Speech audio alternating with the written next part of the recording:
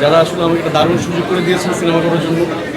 And আমার আসলে তখনই তৃপ্তি লাগে বা ভালো লাগে যখন আসলে আমার সিনেমাটা পাগলের মতো মানুষ দেখে, হলে আসে এবং এটা নিয়ে কথা বলেন। তো আসলে আমার ভালো লাগে।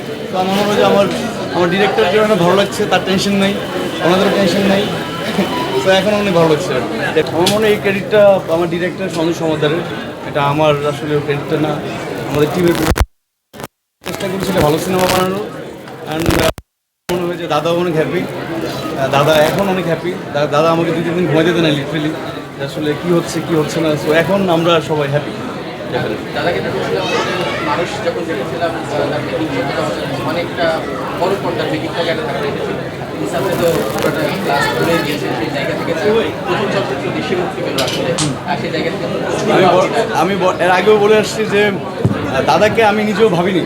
শুটিংয়ের পরে আসলে মনে হচ্ছে না হি ইজ এ গায়, ওনাকে আসলে ওনার মতো ফিল্ম মেকারকে আসলে আরও প্রচুর ফ্যাসিলিটি দেওয়া উচিত। উনি আসলে অনেক ফ্যাসিলিটি পাওয়া উচিত, ওনাকে হেল্প করা উচিত। আমার মনে হয় যে ওনাকে যদি আরও হেল্প করা যায়, ওনার সাথে আরও থাকা যায়, উনি আরও ভালো ভালো সিনেমা বানাতে পারবেন। দর্শক চাহিদার ক্ষেত্রে আমার মনে হয় যেহেতু এখন আস্তে আস্তে দর্শক বাড়ছে এবং অডিয়েন্স হলে আসছে, আমি আশা করবো যে এইভাবে যদি চলতে থাকে আমরা খুব দ্রুত আরও হল কিছু হতে বা আমাদের বাড়তে পারবো।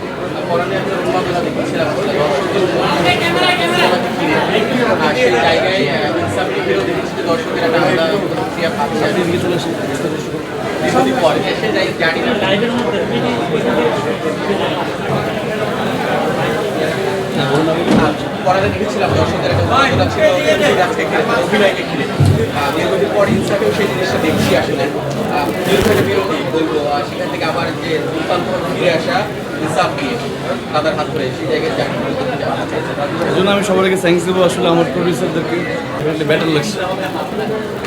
আচ্ছা দাদা দাদা দাদা একটু যদি চাই আমরা দুদিনই হাউসফুল দেখা যাচ্ছে। মানে যারা ফিল্ম মেকার তাদের জন্য খুবই একটা দারুণ শব্দ, মানে একটা ওয়ার্ড হাউসফুল, কিন্তু এই শব্দটার ইম্প্যাক্ট অনেক বেশি।